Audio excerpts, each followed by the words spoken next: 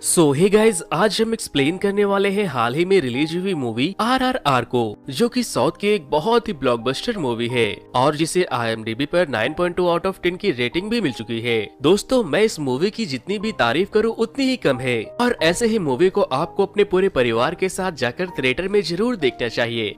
और आखिर मैं इस मूवी को लेकर इतना ब्ला ब्ला ब्ला क्यों कर रहा हूँ वो अभी आपको थोड़ी देर में समझ में आ जाएगा। So guys, without wasting your time, bring your snacks together and let's begin the explanation, क्योंकि मजा बहुत आने वाला है। मूवी की शुरुआत में हम एक बच्ची को देखते हैं जिसका नाम मल्ली है। वो गाना गाते हुए एक ब्रिटिश गवर्नर के वाइफ के हाथों में टैटू बना रही थी। मल्ली की आवाज बहुत प्यारी थी और वो मेहंदी के बहुत ही खूबसूरत डिजाइन भी बना लेती थी। जब ब्रिटिश गवर्नर यानी कि स्कॉट मासूम जंगली जानवरों का शिकार करके वहाँ आता है तो उसकी बीवी उससे कहती है कि मैं इस लड़की को अपने साथ लेकर जाऊंगी। जिसके बाद स्कॉट अपने आदमियों से कहकर मल्ली के माँ को कुछ पैसे दे देता है। मल्ली के गांव वालों को लगता है कि उसने पैसे उसके काम से इम्प्रेस्ड होकर इनाम के तौर पर दिए हैं, लेकिन वो मल्ली को जबरदस्ती अपने साथ ले जाने लगते हैं। और जब मल्ली की माँ उसे रोकने की कोशिश करती है तो एक अंग्रेजी सिपाही उसके सर पर बंदूक तान देता है, जिस पर स्कॉट कहता है कि इस बंदूक की गोली इंग्लैंड के कंपनी में बनकर सात समुद्र पार करके यहाँ आई है।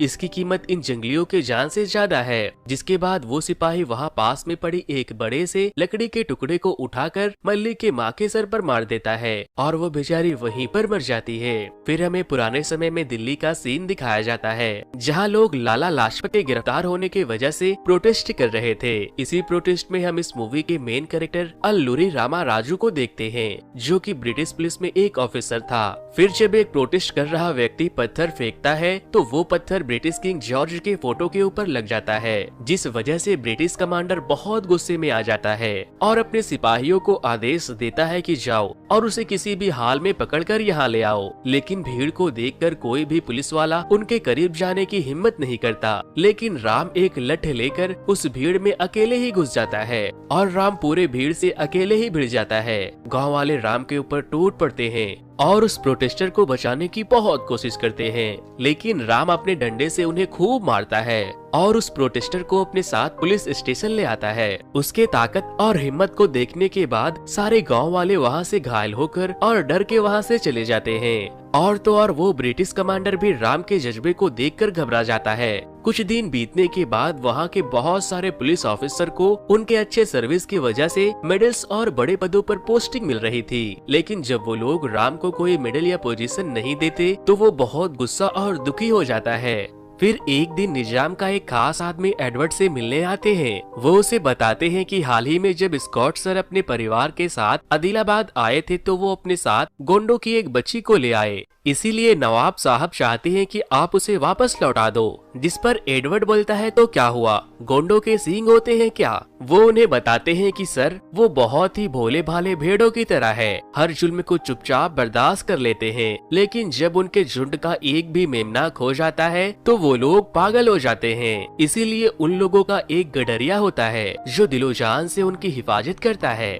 मैं यहाँ आपको यही बताने आया हूँ कि वो गडरिया दिल्ली आ गया है और वो उसे लिए बिना वापस नहीं जाएगा, चाहे उसके लिए उसकी जान ही क्यों ना चली जाए। जिसके बाद एडवर्ड अपने सारे ऑफिसर को बुलाकर उसे ढूंढने को कहता है। स्कॉट की बीवी कहती है कि जो कोई भी उसे ढूंढ कर लाएगा मैं उसे स्पेशल ऑफिसर बना दूंगी। तभी राम वहाँ पर आकर कहता है कि आपको वो गडरिया जिंदा चाहिए या फिर मुर्दा। अब हमें दिल्ली से थोड़ी दूर एक जंगल का सीन दिखाया जाता है, जहाँ हम इस मूवी के दूसरे मेन कैरेक्टर कुमारम भीम को देखते हैं। वो अपने सर पर खून डालकर जंगली जानवर को अट्रैक्ट करने की कोशिश कर रहा था और यहाँ पर भीम और शेर की लड़ाई होती है और वो किसी भी तरह से उस शेर को बेहोश करके पकड़ लेता है। फिर हम देखते हैं कि भीम मुसलमान बनकर वहाँ से निकलता है और एक मोटरसाइकिल रिपेयरिंग शॉप पर जाता है। भीम एक हिंदू था, लेकिन अपनी पहचान छुपाने के लिए अख्तर बन के एक मुस्लिम फैमिली का बेटा बनकर रहता था और वो लोग उसकी असलियत जानने के बाद भी उन्हें अपने घर में पनाह दे रहे थे। राम उसे ढूंढने के लिए कुछ क्रांतिकारियों की रैली में जाता है, जहाँ पर कुछ क्रांतिकारी अंग्रेजों के किए गए अत्याचारों के खिलाफ आवाज उठाने की बातें कर रहे थे। राम कहता है कि सबसे अच्छा यही होगा कि हम लोग स्कॉट का ही कत्ल कर दे।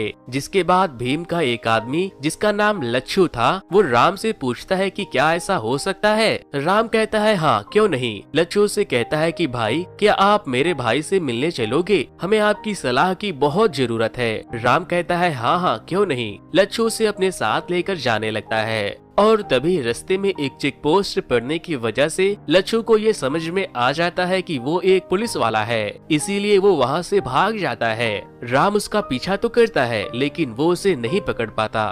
राम उसे ढूंढते हुए एक ब्रिज के ऊपर चला जाता है और वहीं ब्रिज के नीचे नदी के किनारे अख्तर एक बच्चे को मछली पकड़ने के लिए पैसे देता है और तभी ब्रिज पर जा रही एक ट्रेन में आग लग जाती है और ट्रेन के डिब्बों में ब्लास्ट होने की वजह से उसके डिब्बे नीचे नदी में गिरने लगते हैं जहां वो बच्चा मछली पकड़ रहा था। जब राम और अख्तर की नजर बच्चे पर पड़ती है तो वो उसे बचाने के लिए बेचैन होने लगते हैं। अख्तर को बेचैन देखकर राम उसे इशारे करता है कि ऊपर आकर मेरी मदद करो और फिर वो दोनों अपने कमर में रस्सी बांधकर नदी में छलांग लगा देते हैं और उस बच्चे की जान बचा लेते हैं। जिसके बाद अख्तर और राम की बहुत अच्छी दोस्ती हो जाती है। अख्तर राम को अपने घर ले जाता है जहां वो उसे अपने अम्मी अब्बू से मिलवाने के साथ साथ उसे खाना भी खिलाता है। फिर एक दिन जब राम और अख्तर जा रहे थे तब अख्तर की नजर एक अंग्रेज लड़की पर पड़ती है।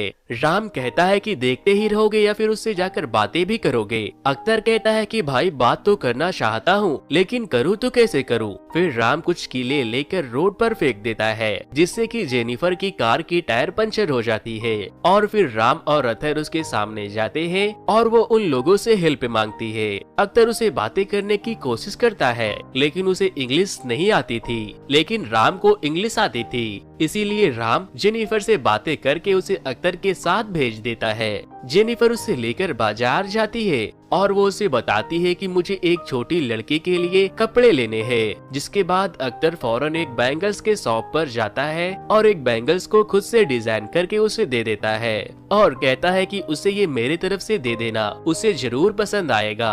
और तभी वहाँ पर जेनिफर के सोल्जर्स आ जाते हैं और उन्हें अपने साथ लेकर जाने लगते हैं। वो वहाँ से जाते जाते अख्तर को एक इनविटेशन कार्ड देती है।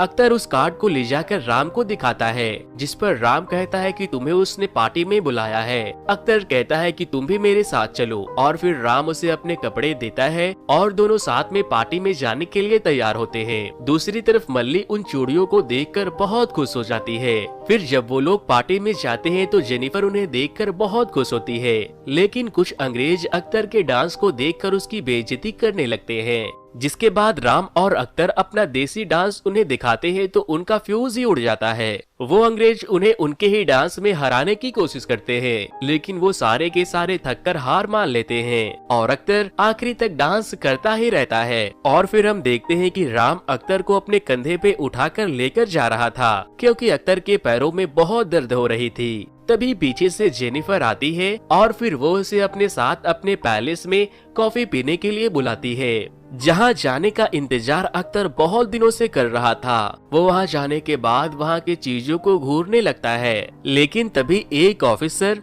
अख्तर को मार के उसे वहाँ से भगाने लगता है। जिसके बाद जेनिफर उसे धमकाती है तो वो उसे छोड़ देता है। जेनिफर अख्तर से उस सोल्जर के बर्ताव के लिए माफी मांगती है।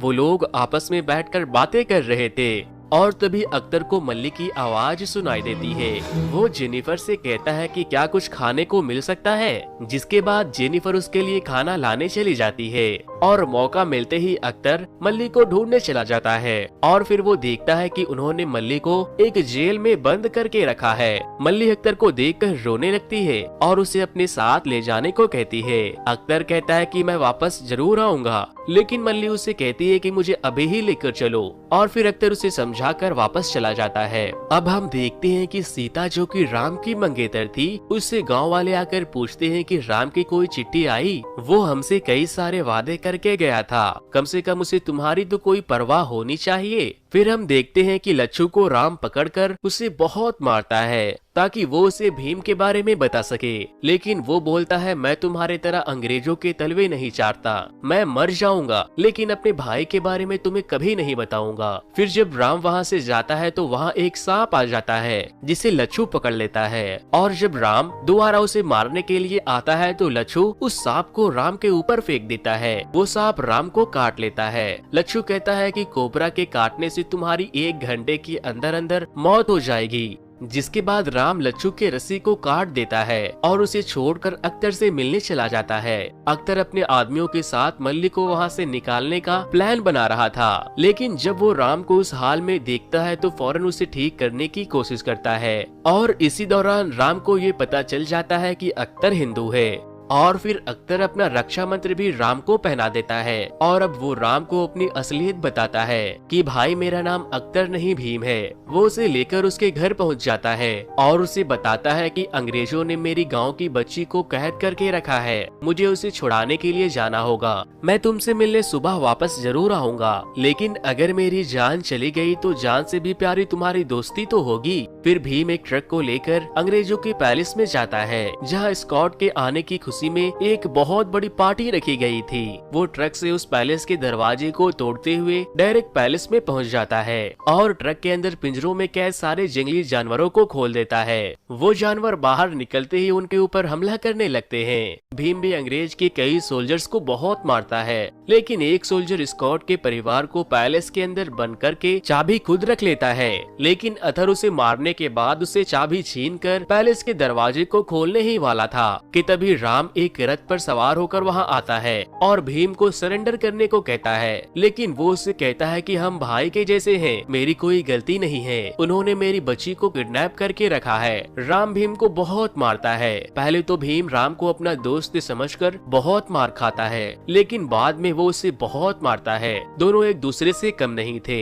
फिर अख्तर पैलेस के छत पर चढ़ जाता है और राम भी उसके पीछे जाता है, लेकिन भीम राम के सीने पर एक नुकीले हथियार से वार करके मल्ली को लेने के लिए नीचे कूदने ही वाला था कि तभी राम रक्षा मंत्र से उसे बांधकर पकड़ लेता है और कहता है कि सरेंडर कर दो भीम, वरना मल्ली मारी जाएगी। जिसके बाद वहाँ के गवर्नर राम को स्पेशल ऑफिसर बना देते हैं और उसे हथियारों की पूरी देखरेख की जिम्मेदारी भी दे दी जाती है। अब हमें पास्ट का सीन दिखाया जाता है, जहाँ राम के पिता वेंकटा रमाराजू भी अंग्रेजों के लिए काम किया करते थे, लेकिन अंग्रेजों के द्वारा हिंदुस्तानियों के ऊपर किए जा रहे अत्याचारों को देखकर वो काम छोड़ देते हैं और अपने गांव वालों को सिपाही बनाने का फैसला करते हैं ताकि वो लोग अंग्रेजों के खिलाफ लड़ सके। लेकिन सिवाय वेंकटा के किसी के पास भी हथियार नहीं था। फिर एक दिन जब राम के पिता सो रहे थे तो सीता राम के पिता के बंदूक को चुराकर उसे लाकर दे देती है और राम को निशाना लगाने को कहती है। और अगले दिन जब राम के पिताजी उसके निशाने को देखते हैं तो वो बहुत खुश होते हैं। फिर एक दिन कुछ अंग्रेजी सैनिक वेंकटा को गिरफ्तार करने के लिए आते हैं, क्योंकि वो अंग्रेजों के खिलाफ लड़ने की तैयारी कर रहे थे और वो अंग्रेज के सिपाही पूरे गांव वालों पर गोलियां चलाने लगते हैं, जिससे कई गांव वाले भी मारे जाते हैं। वेंकटा अकेले ही उन सब से निपटता है, लेकिन एक गोली वेंकटा को भी लग जाती है और फिर वो लोग राम के भाई और माँ को भी गोली से मार देते हैं। जिसके बाद वेंकटा राम को कहता है कि लोड और फायर, और फिर राम एक के बाद एक बहुत सारे सोल्जर्स को मार गिराता है। थोड़ी देर के बाद वहाँ और भी सोल्जर्स आ जाते हैं, जिस पर वेंकटा कहता है कि बेटा तुमने देखा एक हाथ में बंदूक कितने लोगों को हरा सकता है, इसीलिए मुझसे वादा करो कि हर हाथों में हथियार होगा। और फिर वो अपने बॉडी में बॉम्ब लगाकर उन बाकी के सैनिकों के करीब चला जाता है और राम को शूट करने को कहता है। और जब राम शूट करता है तो वेंकटा के शरीर में लगे बॉम्ब ब्लास्ट हो जाते हैं और वो सारे अंग्रेज के सोल्जर मारे जाते हैं। फिर हमें प्रेजेंट का सीन दिखाया जाता है, जहां स्कॉट की डायन बीवी उससे कहती है कि मैं उसे खून से लथपथ देखना चाहती हूँ और उससे घुटने टेक कर माफी मंगवाना चाहती हूँ, ताकि कोई भी हिंदुस्तानी फिर कभी दोबारा बगावत करने की कोशिश न करे। राम भीम को बीच बाजार में ले जाकर बहुत मारता है, लेकिन वो अपने दर्द को कम करने के लिए लगातार गाने गाते रहता है, लेकिन वो अपने घुटने को टेकने के लिए तैयार नहीं होता। जिसके बाद स्कॉट की बीवी राम को एक कीले लगे हुए चाबुक देती है और कहती है कि मुझे उसके खून से बनी नदी देखनी है, और फिर राम उसे घुटने टेकने को कहता है। भीम को गाते और मार खाते हुए देखने के बाद वहाँ खड़ी भीड़ उन लोगों के ऊपर हमला कर देती है, जिसके बाद राम भीम को वहाँ से बचाकर एक वैन में बैठा देता है और वहाँ से लेकर चला जाता है। फिर रात को राम वापस से उसी जगह पर जाता है जहाँ पर भीम का खून गिरा था, और तभी राम के वो चाचा वहाँ आते हैं जो उनके पिता के समय से अंग्रेजों के लिए काम किया करते थे और अंग्रेजों के अंदर की खबर उन लोगों तक पहुंचाया करते थे। वो बताते हैं कि इस बार बंदूकों की कंसाइनमेंट की डिलीवरी के लिए तुम्हें चुना गया है, लेकिन राम कहता है कि मैं नहीं जाऊंगा क्योंकि परसों सुबह भीम की फांसी भी है, मुझे उसे बचाना होगा। राम के चाचा उसे समझाने की बहुत कोशिश करते हैं कि तुम जिस काम के लिए आए हो वही करो, लेकिन वो नहीं मानता। अगले दिन राम सारे बंदूकों को खराब कर देता है जो भीम के फांसी के वक्त तैनात सोल्जर्स को दिए जाने वाले थे। और फिर जब वो लोग भीम को वहाँ से लेकर जा रहे थे तो राम के चाचा भीम को एक ब्लेड दे देते हैं और फिर राम और गवर्नर अपने कार में बैठकर फांसी वाले जगह पर जाने के लिए निकल जाते हैं। लेकिन स्कॉट को ये एहसास हो जाता है कि कुछ गड़बड़ है और फिर वो राम के कार पर फायर कर देते हैं, जिससे कि राम की कार की एक्सीडेंट हो जाती है और उसके पीठ में एक नुकीली लकड़ी भी गिर जाती है। लेकिन वो किसी भी तरह खुद को संभालते हुए उन सैनिकों से मल्ली को बचाता है और अब भीम भी अपनी रस्सी को काटकर उन सिपाहियों को बहुत मारता है। सिपाहियों के बंदूक में गोली नहीं होने की वजह से वो लोग नाकाम होते जा रहे थे, लेकिन तभी एक सोल्जर बंदूक में दूसरी गोली डालकर फायर कर देता है, लेकिन राम उसे पहले ही मार देता है और भीम राम को मारकर वहाँ से मल्ली को लेकर भाग जाता है। स्कॉट के सैनिक मल्ली और भीम के साथ साथ उसके अम्मी अब्बू और दोस्तों के तलाश में पूरी जगह की छानबीन कर रहे थे। उन लोगों को अंग्रेजों से बचने के लिए हर दूसरे दिन जगह बदलना पड़ रहा था। फिर एक दिन वो लोग सीता के गांव में जाते हैं, जहां जब पुलिस चेकिंग के लिए आती है तो सीता बोलती है कि साहब हमारी मदद करो, हम सबको चेचक हो गया है। जिसके बाद वो लोग इन्फेक्टेड होने के डर से उस जगह को छोड़कर चले जाते हैं। फिर भीम सीता का शुक्रिया करता है। सीता उसे बताती है कि मेरा मंगेतर भी अंग्रेजों के लिए काम करता है, लेकिन वो किसी मकसद से वहाँ है, लेकिन अब उन लोगों ने उन्हें गिरफ्तार कर लिया है क्योंकि उन्होंने अपने एक दोस्त की मदद की थी और अब कल उनकी फांसी है। और अंग्रेजों ने मुझे एक खत देकर ये बताया है कि 2 दिनों के बाद उसकी लाश को लेने आ जाना। जिसके बाद भीम सीता के गले में वैसे ही लॉकेट को देखता है जो कि राम के गले में भी था। वो उसे पहचान लेता है कि ये राम की मंगेतर है। सीता भीम को राम के सारे मकसद और बलिदान के बारे में भी बताती है, जिसके बाद भीम सीता से माफी मांगता है और कहता है कि आपने जो अनाज इस भूखे को खिलाया है, मैं उसकी कसम खाकर कहता हूँ मैं राम को सीता के पास जरूर लेकर आऊंगा। और फिर भीम जेनिफर की मदद से उस जगह पर पहुंच जाता है जहां पर राम कैद था। भीम गुस्से में आकर उस गड्ढे के दरवाजे को खोलकर राम को बाहर निकाल लेता है, लेकिन राम चल नहीं पा रहा था, इसीलिए भीम उसे अपने कंधों पर उठा लेता है। और यहाँ पर हमें एक बहुत ही जबरदस्त फाइट सीन देखने को मिलती है।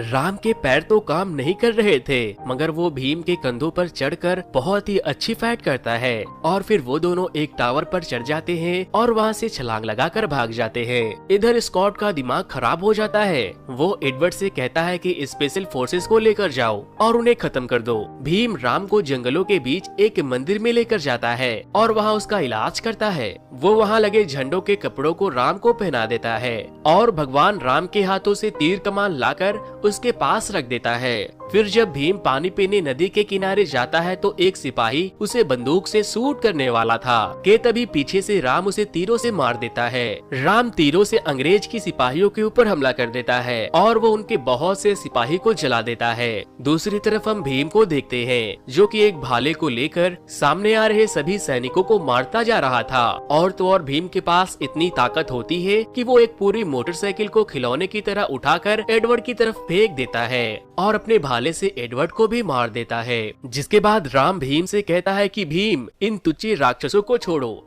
महासुर का श्रृंगार करना है तो आओ। और फिर राम एक घोड़े पर और भीम एक बैग पर से स्कॉट के महल की तरफ बढ़ते हैं। भीम अपने बैग को एक स्लोप पर ले जाकर उड़ा देता है और राम उसे तीर से मारकर जला देता है और वो बैग जलते हुए सीधे हथियारों के गोडाउन में जाकर गिरती है, जिससे वहाँ बहुत बड़ा धमाका होता है और भीम वहाँ जाकर कुछ हथियार जमा करने लगता है। और अब स्कॉट देखता है कि उसकी बीवी के साथ साथ उसके सारे लोग भी मारे गए हैं और तभी भीम वहाँ पर बहुत सारे हथियारों को लेकर आता है और बोलता है कि हर हाथ में हथियार होगा, जो कि राम के पिता का सपना था। फिर राम स्कॉट से बोलता है कि इंग्लैंड में बनी और 7 समुंदर पार करके आई इस बुलेट की कीमत किसी देसी के जान से बहुत ज्यादा है, तुम इस कीमती बुलेट को फेंक कैसे सकते हो। और फिर वो भीम को कहता है कि इसे लौटा दो और भीम स्कॉट को शूट करके मार देता है। मूवी के एंड में हम देखते हैं कि राम पूरे हथियारों से भरे ट्रक को लेकर सीता से मिलने जाता है और जेनिफर भी अब भीम को पसंद करने लगी थी। इसी के साथ ये मूवी यहीं पर खत्म हो जाती है। तो दोस्तों